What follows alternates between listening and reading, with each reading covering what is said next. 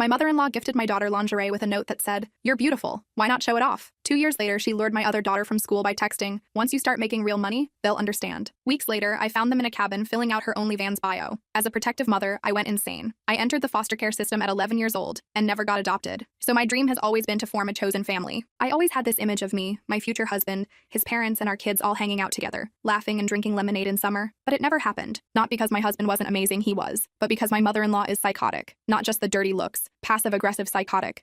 She was a spiteful geriatric mess. For starters, she was a mattress actress, and she was proud of it too. At first, I had absolutely nothing against her working in the sex industry. That's her forte, and I was happy that she was doing well and enjoying what she does. My only concern was surrounding her openness, especially with my daughters. For my oldest daughter's, Kate, 16th birthday, my mother-in-law gifted her with a designer pink and glittery undergarment set. It was wrapped in tissue paper with a card that read, "You're beautiful. Why not show it off?" And a few weeks later, during a family dinner, she randomly began to boast about her earnings from content creation. I thought it would end there, but then she turned to my 14-year-old daughter Lily and said, "If you ever want to make real money without a boss breathing down your neck, just let me know." I shot my husband a sharp glare. His eyes were already widened and told our girls to go upstairs. "Get out of my home," he whispered, but his voice was cold. It was relieving to see him not take any of her shut. That night, we had a very serious conversation with her over the phone. We said if she continued to promote her role as a digital performer, then we had no problem cutting her off for good. A long silence followed, one that made me think that the point had gotten across, so we just hung up. We never saw her again, until 2 years later, that is. It was Kate's 18th birthday, and she begged for her granny Janice to attend. My husband and I had a very long, in-depth discussion about it. We decided to allow her to come, mainly because it was at a sushi restaurant, so we figured not much could go wrong. Fast forward to the big day. We were halfway through dinner when Janice and Kate disappeared to the bathroom together, as if I'd let that happen. As soon as they were out of my view, I followed them. But instead of walking in, I put my ear to the door. As soon as I heard the words financial freedom and living life on your own terms, I barged right in. I caught Janice in the corner swiping through her OnlyFans statistics on her phone. When she saw me, she had a smirk plastered on her face. I'm just showing her what she deserves. A white-hot, maternalistic rage boiled my blood. I lifted my hand to grab Kate's wrist and drag her out. When we got back to the table, I stared my husband dead in the eye and said, "We're leaving." As soon as we arrived home, Kate was angry, but not at Janice. "You're just old-fashioned prudes," she yelled with a weird strength in her voice. A wave of nausea crept into my stomach and my husband looked shocked. Suddenly, all privacy went out the window and I grabbed her phone. I flashed it at her face for face recognition, and what I saw made my eyes nearly pop out of my head. In her camera roll were dozens of intimate photos of not just her, but also her 16-year-old sister, Lily. "Kate, what have you done?" "Ugh, Janice knew you'd react like this. This is exactly why I don't tell you anything," she interrupted. I ran upstairs to the bathroom and locked the door. Call me entitled, but at that point I knew I had every right to go through Kate's phone. She had already set up a mattress actress account and had posted almost 10 bikini videos to her TikTok, promoting it too, all for the monthly subscription price of $6. I broke down. Where had I gone wrong? My baby girl really believed she was worth less than the price of a large coffee from Starbucks? But the more I swept through her phone, the more it made sense. For the past 4 years, even before we cut her off, Kate and Janice had been talking almost every single day. Practically every conversation consisted of Janice discouraging her from studying for exams or doing homework, because there was a better opportunity waiting for her. She had painted selling your kitty cat for less than a double scoop of Baskin-Robbins ice cream as liberating. I was so shocked that I couldn't even move, so I just screenshotted everything, other than the intimate photos, and sent it to my husband right from my daughter's phone. Not even 30 seconds later, I heard the keys jingle and the front door slam shut. I knew he had left. I didn't know what to do. It was one of those parenting moments no one could prepare you for, so I just started crying. Hard. That's when I heard a knock on the bathroom door. It was Kate. She sat beside me and apologized. "I'm sorry, Mom. I just wanted to make quick money so you and Dad wouldn't have to work so hard." Her voice sounded so innocent. I told her it was okay, and just held her. Suddenly her phone buzzed. It was Janice FaceTiming her. Turns out grooming my daughters was only the tip of the iceberg of her scheme. The next morning, I woke up with a renewed sense of purpose. While the girls were still asleep, I created a detailed spreadsheet tracking every piece of evidence I'd gathered about Janice's operation. Username links, screenshots of conversations, affiliate codes, everything that proved she wasn't just corrupting her granddaughters, but running a full-blown recruitment network. The early morning sunlight streamed through the kitchen blinds, casting striped shadows across my laptop screen as I meticulously documented everything. My husband sat beside me at the kitchen table, nursing his third cup of coffee. The bitter aroma filled the kitchen, mixing with the scent of toast I'd made but neither of us had touched. Dark circles shadowed his eyes. He hadn't slept much either. His normally neat appearance was disheveled, yesterday's shirt wrinkled, his hair uncombed, stubble darkening his jaw. "We need to contact the platforms," he said, scrolling through my findings. "Get Kate's account shut down immediately." His voice was hoarse from lack of sleep, but determined. The gentle click of his mouse punctuated the tense silence as he reviewed the evidence I'd compiled. I nodded. "And we need to figure out how many other girls Janice has recruited. There could be dozens." The thought made my stomach turn, imagining other young girls being manipulated the same way our daughters had been. The spreadsheet on my screen showed at least 15 different usernames that Janice had mentioned in conversations with Kate, each potentially representing another victim. The sound of footsteps on the stairs made us both look up. The creaking of the third step, always the loudest, announced someone's approach. Kate appeared in the doorway, her face pale and drawn. She looked younger somehow, more vulnerable than I'd seen her in years. Her normally perfectly styled hair was tangled, her eyes puffy from crying, her shoulders hunched as if carrying a physical weight. "I couldn't sleep," she mumbled, sliding into a chair across from us. The wooden chair legs scraped against the tile floor, the sound harsh in the quiet morning. "I keep thinking about everything." She wrapped her hands around an empty mug, seeking comfort in the familiar object. I reached across the table and took her hand. Her fingers were cold in mine, trembling slightly. "We're going to fix this, honey." I tried to inject confidence into my voice that I didn't entirely feel. "How?" Her voice cracked. "Those pictures are already out there." A fresh tear slid down her cheek, dropping onto the polished wood of our kitchen table. My husband set down his coffee mug with a decisive thud. Coffee sloshed over the rim, leaving a dark ring on the table that neither of us bothered to wipe away. "First, we shut down your account. Then we report Janice's accounts for promoting underage content." His voice had a steely quality I rarely heard, the voice he used when something threatened our family. Kate's eyes widened. "But what if people at school find out?" Her voice quavered with fear. The social implications suddenly seemed to hit her. The potential ridicule, the whispers in hallways, the permanent digital footprint that could follow her for years. It was a valid concern. The social fallout could be devastating. I remembered my own high school years, how vicious teenagers could be even without social media amplifying every mistake. "One step at a time," I assured her, though my stomach twisted with worry. "Right now, let's focus on damage control." I pushed my laptop toward her,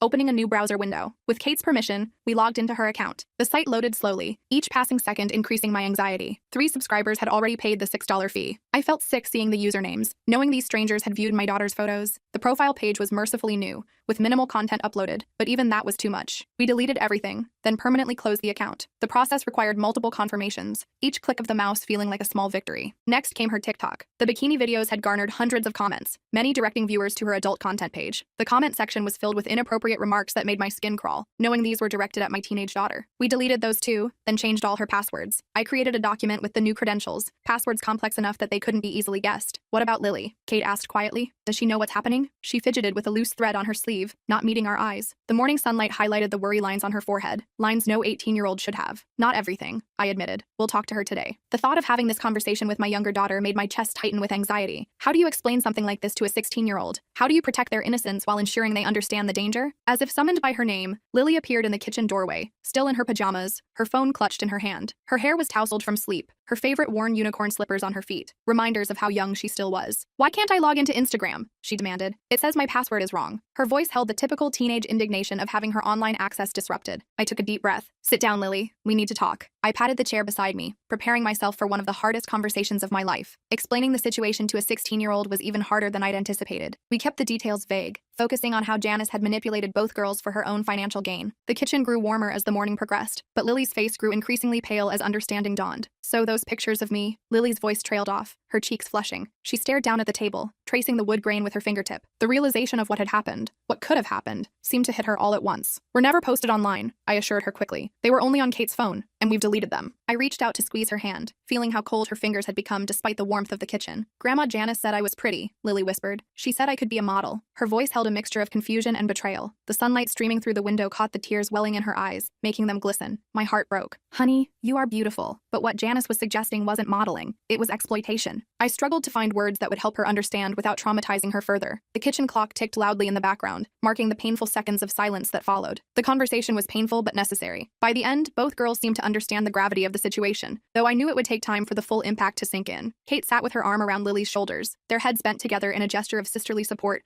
that gave me a glimmer of hope amid the chaos. After breakfast, my phone buzzed with a text from an unknown number. The harsh vibration against the countertop made me jump. I picked it up hesitantly, already suspecting who it might be. "You think you're so clever. Those girls could have had everything. Now they'll have nothing. Janice." The words seemed to leap off the screen, dripping with malice. I showed the message to my husband, whose jaw tightened. The muscle in his cheek twitched as he clenched his teeth, a sure sign of his barely contained anger. "Block the number," he said. "She's trying to get under your skin." He took the phone from my hands, his fingers moving quickly to block the contact. But it was too late for that. Janice was already under my skin, like a festering splinter I couldn't extract. Her words echoed in my mind, raising doubts I fought to suppress. Had we done the right thing? Were we overreacting? The rational part of me knew we weren't, but Janice had a way of planting seeds of uncertainty. Throughout the day, more messages came from different numbers, each one more threatening than the last. "Those pictures might find their way online anyway. Your precious daughters came to me. They wanted this. You can't protect them forever." Each text made my blood run colder. I blocked number after number, but they kept coming. Janice was relentless, using burner phones or messaging apps to bypass my blocks. That evening, a package arrived at our door. The doorbell rang just as we were sitting down to dinner, the sound making all of us tense. No return address. The brown paper packaging gave no clue to its contents or sender. Inside was a pink lace lingerie set, similar to the one Janice had given Kate 2 years ago, but smaller, Lily's size. The delicate fabric felt like a threat in my hands,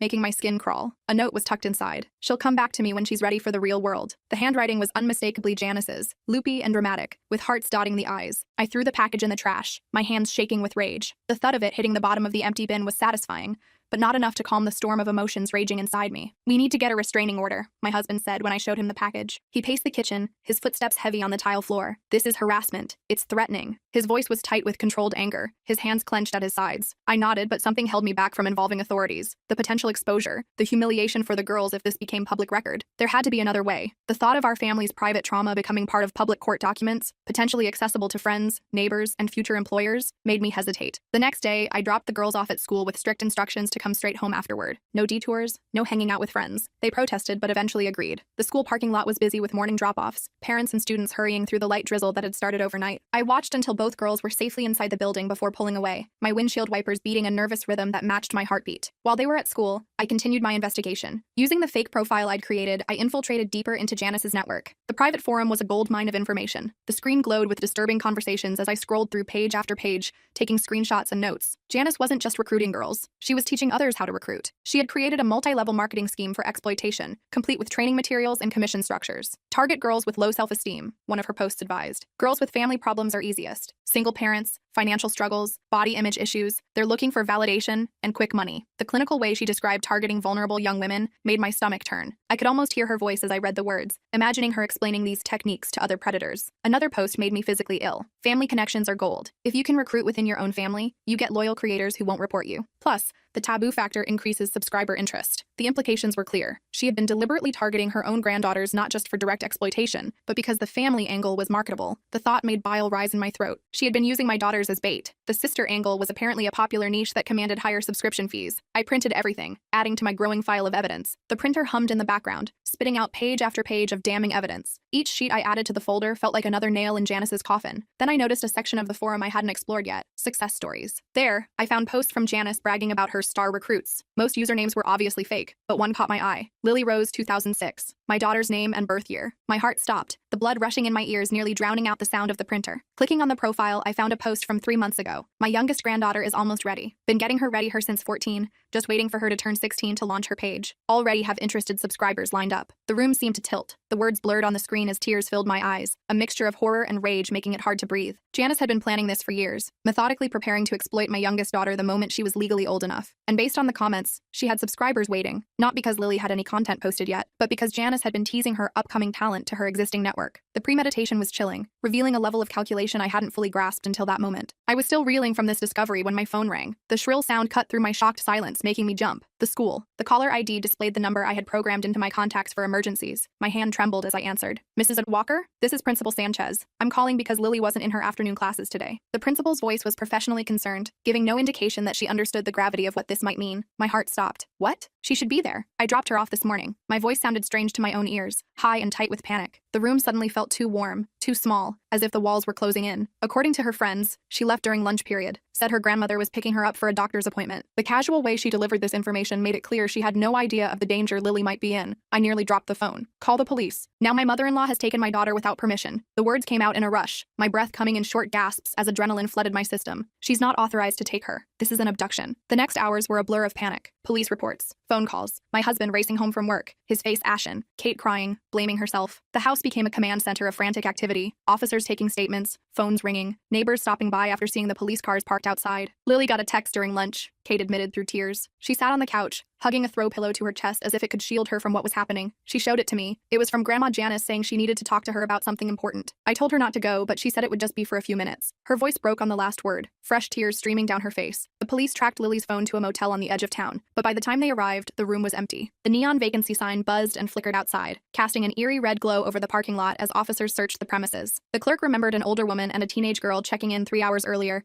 then checking out in a hurry just 30 minutes before police arrived. They left this behind, the officer said, handing me Lily's phone. It was in the trash can. The device felt unnaturally heavy in my hand, like it contained all my fears and failures as a parent. The screen was cracked, as if it had been deliberately damaged. I scrolled through her recent messages. The last one from Janice read, "Don't worry about your parents. Once you start making real money, they'll understand this was the right choice. Meet me outside the cafeteria. Don't bring your phone. They might be tracking it." The timestamp showed it had been sent during Lily's lunch period, just as Kate had said. She had planned this, waited until we were distracted by Kate's situation to target Lily directly. The calculated nature of it made my blood run cold. This wasn't an impulsive act. It was the execution of a plan that had been in the works for years. Back home, I paced the living room while my husband made call after call to anyone who might have seen Janice. Old friends, distant relatives, former neighbors. No one had heard from her in months. The carpet beneath my feet became worn with my constant movement, back and forth across the same path as if physical motion could somehow bring my daughter back. "Mom?" Kate stood in the doorway, her face streaked with tears. The afternoon light from the window cast half her face in shadow, highlighting her resemblance to her missing sister. "I think I know where they might be." Her voice was small but determined, a flicker of hope in the darkness of uncertainty. She led me to her room and pulled out a shoebox from under her bed. The cardboard was worn at the corners, decorated with stickers and doodles, a typical teenage keepsake box. Inside were dozens of postcards and small gifts from Janice, sent secretly over the years, trinkets and mementos that now seemed sinister in their deliberate cultivation of a secret relationship. "She has this cabin," Kate explained,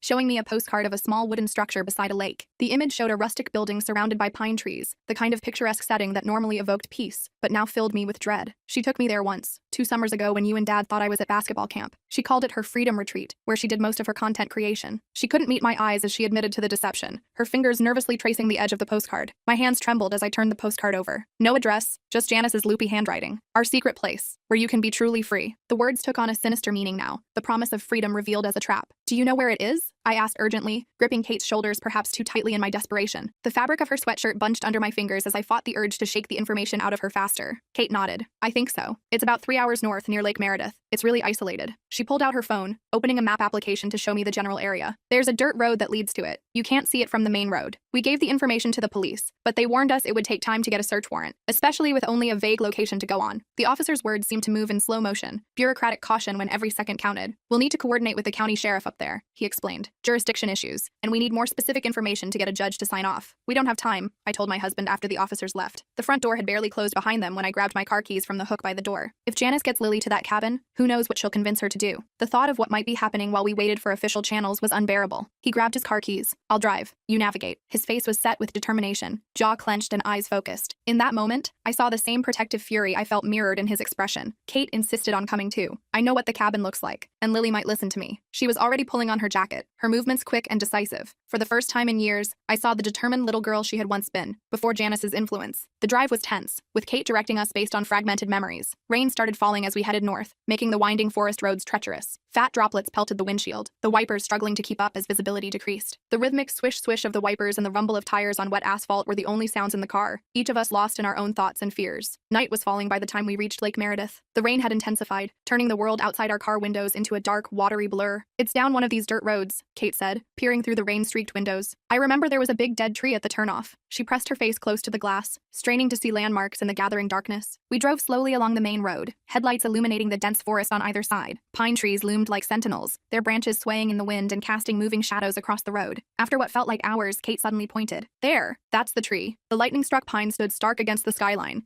its bare branches reaching toward the cloudy sky like skeletal fingers. My husband turned onto a narrow dirt track, our headlights bouncing off puddles and overhanging branches. The car lurched and bounced over the uneven ground, mud splattering the windows as we navigated around potholes filled with rainwater. The headlights cut through the darkness, revealing glimpses of the dense forest closing in around us. "Call the lights," I whispered, as a small cabin came into view through the trees. The structure was barely visible in the darkness, a darker shadow against the night sky, but a faint glow from the windows confirmed it was occupied. "We don't want her to see us coming." My husband switched off the headlights, plunging us into near-total darkness broken only by the dim glow from the dashboard. A battered SUV was parked outside, not Janice's usual vehicle, but the rental company sticker was visible on the bumper. We'd found them. The realization sent a surge of adrenaline through me, my heart pounding so loudly I was sure the others could hear it. We parked a short distance away and approached on foot, the rain soaking through our clothes. The cold droplets ran down my neck and back, but I barely noticed, focused entirely on reaching my daughter. The ground was slippery with mud and wet leaves, making each step treacherous in the darkness. Through a window, I could see light inside the cabin. A warm yellow glow spilled out onto the wet ground, creating a rectangle of light in which raindrops glittered as they fell. As we crept closer, voices became audible over the sound of rain pattering on leaves and roof. "Just for a few months," Janice was saying. Her voice drifted through the partially open window, carried on the damp night air. You'll make enough to move out on your own, away from your controlling parents. Don't you want freedom? The familiar manipulation tactics made my blood boil, hearing them directed at my younger daughter. I don't know. Lily's voice sounded small, uncertain. The hesitation in her tone gave me hope that she hadn't fully bought into Janice's scheme. Mom and Dad would be really upset. Through the window, I could see her sitting at a small table, her posture tense and uncomfortable. They're upset because they don't understand. They're stuck in the past. This is the future, Lily. Financial independence. Making your own choices. Janice's voice was smooth, persuasive, the voice that had likely convinced countless young girls to make choices that would haunt them for years. I'd heard enough. I nodded to my husband, and we burst through the door. The wooden door banged against the wall as we entered, the sound like a gunshot in the quiet cabin. Janice was sitting at a small table with Lily, a laptop open between them. The cabin smelled of musty wood and Janice's overpowering perfume, the air close and warm compared to the cold rain outside. On the screen was a half-completed profile form for an adult content site. Lily's name and a recent photo of her were already filled in, the cursor blinking in the bio field, as if waiting for the next step in this nightmare. Lily jumped up when we entered, her face a mixture of relief and guilt. Mom! Dad! She took a step toward us, then hesitated, caught between us and Janice. Janice didn't seem surprised to see us. She leaned back in her chair, a smug smile playing on her lips. The lamplight cast harsh shadows across her face, emphasizing the calculating look in her eyes. Well, the cavalry has arrived. Her voice was cool, unbothered, as if we were unexpected but not unwelcome dinner guests, rather than parents rescuing their child. Get away from my daughter, I snarled, moving toward Lily. My shoes squeaked on the wooden floor, still wet from the rain outside. I reached for Lily, who came willingly into my embrace, her body trembling slightly against mine. Your daughter came to me willingly, Janice replied coolly. She tapped a manicured nail against the wooden table, the sound unnaturally loud in the tense silence. Didn't you, Lily? Her eyes narrowed as she looked at my daughter, a silent warning in her gaze. Lily looked down, tears welling in her eyes. You said we were just going to talk. Her voice was barely audible, a whisper of betrayal and confusion. A drop of water fell from her hair onto the floor, the tiny splash echoing her words. And we did talk. About your future. About opportunities these narrow-minded people would never show you. Janice gestured dismissively toward us. The gold bracelets on her wrist jangled with the movement, a discordant sound in the tense atmosphere. My husband stepped forward, his voice deadly calm. You're never going to contact our daughters again. This ends now. His shoes left wet prints on the wooden floor as he moved closer to Janice, his tall frame imposing in the small cabin. Janice laughed, a harsh sound that echoed in the small cabin. The wooden walls seemed to amplify it, making it sound more maniacal than she perhaps intended. Or what? You'll call the police? Go ahead. I'll tell them how your precious daughters came to me for help, how they wanted to escape your controlling household. She crossed her arms over her chest, confidence radiating from her posture. We have evidence, I said, pulling out my phone. The screen illuminated my face in the dim cabin as I pulled up the files I'd saved. Screenshots of you recruiting underage girls. Posts where you brag about doing what you're doing to your own granddaughters. The police already have copies. The lie came easily, justified by the circumstances. That wiped the smile off her face. For the first time, Janice looked uncertain, the confidence drained from her expression, replaced by a flicker of fear. You're bluffing, but her voice lacked conviction, the slight tremor betraying her concern. Am I? I pulled up the forum posts I'd saved, showing her own words condemning her. The screen glowed blue in the dimly lit cabin as I held it toward her, evidence of her own depravity reflected in her widening eyes. You've been sloppy, Janice. Too proud of your success to keep it quiet. The rain drummed harder on the roof, nature's percussion accompanying the confrontation. Her eyes darted between us and the door, calculating her options. The lamp on the table cast long shadows across her face, highlighting the sudden tension in her features. Lily, Kate, wait in the car, my husband said, his eyes never leaving his mother. The protective authority in his voice left no room for argument. But Dad, Kate began, stepping forward from where she'd been standing near the door. The floorboards creaked under her weight, the sound oddly domestic in the tense standoff. Now, the single word held enough force to send both girls hurrying out the door. The rush of cold, damp air as they left momentarily freshened the stuffy atmosphere of the cabin. You've manipulated your last child, I told her, my voice shaking with rage. I could feel my pulse in my temples, hear the blood rushing in my ears as years of frustration and recent horror coalesced into pure, protective fury. You don't understand anything, Janice spat. She stood up suddenly, her chair scraping loudly against the wooden floor. I was helping those girls, giving them opportunities. Her face was flushed with anger,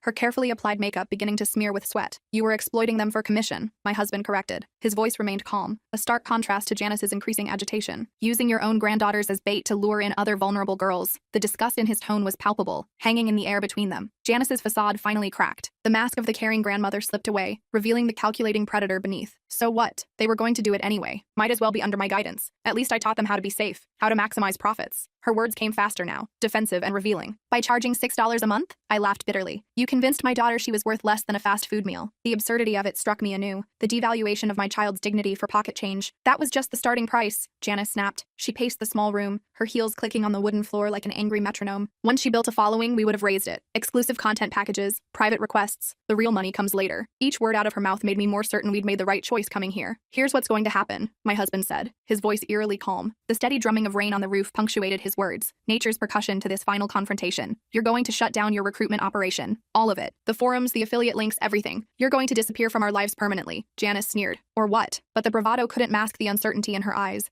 the first flicker of genuine fear as she realized the depth of the evidence against her. Or every parent whose daughter you've targeted gets a copy of your posts. Every platform you use gets reported. And we press charges for attempting to produce explicit content featuring a minor. My husband's voice remained level, but the threat was unmistakable. The color drained from Janice's face. You wouldn't. The confidence was gone now, replaced by naked fear. The lamplight seemed to age her suddenly, revealing every line and shadow on her face. Try me, he replied. My priority is protecting my daughters. If that means destroying you in the process, so be it. The absolute certainty in his voice left no room for doubt. This was not a bluff or an empty threat. It was a promise. For a long moment, the only sound was the rain hammering on the cabin roof. The rhythmic patter filled the silence between us, nature indifferent to the human drama unfolding beneath its downpour. Then Janice slumped in her chair, suddenly looking every one of her years. The fight seemed to drain out of her, leaving behind a shell of the intimidating figure she had been moments before. Fine, she muttered. I'll shut it down. Her voice was barely audible over the rain, defeat evident in every syllable. Now, I insisted, while we watch. I moved closer, standing over her as she sat at the laptop. The screen's glow illuminated her face from below, casting strange shadows that emphasized her sudden appearance of age and defeat. Under our supervision, Janice deleted her forum accounts, her content pages, her affiliate links. With each deletion, she seemed to shrink smaller, her empire of exploitation crumbling with a few keystrokes. The clicking of the keyboard and the occasional confirmation dialogue were the only sounds besides the rain, a digital dismantling of years of predatory behavior. When it was done, my husband took the laptop. We're keeping this as insurance. If we see any sign that you're starting up again, or if you contact our daughters, everything goes public. He closed the laptop with a decisive snap, tucking it under his arm like the valuable evidence it was. Outside, the rain had stopped. The sudden absence of its constant drumming made the night seem unnaturally quiet. The girls were waiting in the car, huddled together in the back seat. As we approached, I could see they were talking intently, Lily wiping away tears while Kate had an arm around her shoulders. The headlights were off, but the interior light cast a soft glow over their faces, highlighting their resemblance to each other and their youth and vulnerability. The drive home was quiet. The wet roads glistened under the moonlight that occasionally broke through the clouds, reflecting our headlights like a river of stars. Lily eventually fell asleep against Kate's shoulder, emotionally exhausted. The gentle rhythm of her breathing was the only sound in the car besides the hum of the engine and the swish of tires on wet pavement. In the rearview mirror, I caught Kate's eye. Thank you, I mouthed. Without her memory of the cabin, without her willingness to admit her own role in what had happened, we might never have found Lily in time. She gave a small nod, then looked out the window at the darkness rushing past, her profile illuminated by passing streetlights as we neared civilization again. It was nearly dawn when we arrived home. The first hints of sunrise colored the eastern sky as we pulled into our driveway, pale pink and gold streaks promising a new day. As the girls trudged upstairs to bed, their footsteps heavy with exhaustion on the stairs, my husband pulled me into a tight embrace in the kitchen. The familiar scent of him, coffee and rain and the faint trace of his cologne, was comforting after the nightmare of the past 24 hours. We got lucky, he whispered against my hair. If Kate hadn't remembered the cabin. His voice broke, unable to complete the thought. The possibilities were too horrifying to voice, hanging unspoken between us. His arms tightened around me, as if the physical connection could ward off the what-ifs that threatened to overwhelm us. What do we do now? I asked, pulling back to look at him. The early morning light filtering through the kitchen window illuminated the exhaustion on his face, the worry lines that seemed to have deepened overnight. We heal, he said simply. All of us. Together. He brushed a strand of hair from my face, his touch gentle despite the strength I knew he possessed, the strength that had faced down his own mother to protect our daughters. In the weeks that followed, we focused on rebuilding trust and open communication. The girls started therapy, both individually and as a family. We had difficult conversations about self-worth, exploitation, and the false promises of easy money. Around our kitchen table, in therapists' offices, during long walks in the park, we talked more openly than we ever had before, breaking down the walls that had allowed Janice to insert herself between us. Janice remained silent. Whether out of self-preservation or genuine remorse, I couldn't tell. But the threatening texts stopped. The packages stopped. It was as if she'd vanished from our lives completely, leaving only the damage we were working to repair. One evening, about a month after the cabin confrontation, Kate knocked on our bedroom door. The soft tapping was hesitant, almost timid. She was holding a small stack of papers, the edges slightly crumpled as if she'd been clutching them nervously for some time. I wrote something, she said hesitantly, for my therapy homework, about everything that happened with Grandma Janice. My therapist thought it might help to share it with you. She handed me the papers and quickly left, not waiting for our response. Her footsteps hurried down the hallway, retreating to the safety of her room. My husband and I read them together, tears streaming down our faces as Kate detailed years of subtle manipulation, how Janice had systematically undermined her self-esteem while simultaneously building herself up as the only adult who truly understood her, how the lingerie gift had been preceded by months of comments about Kate's appearance, creating insecurities Janice then exploited. The pages revealed a calculated campaign that had begun years earlier than we'd realized, with seemingly innocent comments and small gifts that gradually normalized inappropriate boundaries. We missed so many signs, I whispered, horrified by how methodical her acts had been. The bedside lamp cast a warm glow over the pages, but couldn't soften the cold reality of what they contained. We didn't know what to look for, my husband replied, his voice rough with emotion, but now we do. He placed the papers carefully on the nightstand, treating them with the respect they deserved. Kate's first step toward healing and our education and prevention. The next day, I called Kate's therapist and asked for resources on recognizing grooming behaviors. I ordered books, joined online support groups for parents, and started compiling information. If Janice had targeted my daughters, she had targeted others, and there were more predators like her out there. The kitchen table became my research station, covered with books, printouts, and my laptop as I educated myself on the warning signs we'd missed. 2 months after the cabin incident, I started a blog anonymously sharing our experience and the warning signs we'd missed. I was careful to change identifying details, but the core story remained the same: a trusted family member using us for exploitation. The response was overwhelming. Comments poured in from parents who'd experienced similar situations, from survivors of exploitation, from educators and counselors. Many shared their own stories of manipulation by people they should have been able to trust. My chosen family was healing, not the picture-perfect vision I'd once dreamed of, with lemonade on summer evenings and harmonious family gatherings, but something stronger, forged in crisis and built on honesty. The foster child in me had always craved belonging, but I discovered that real family wasn't about perfect harmony. It was about facing challenges together and emerging stronger. One evening, as we sat around the dinner table laughing at one of Lily's school stories,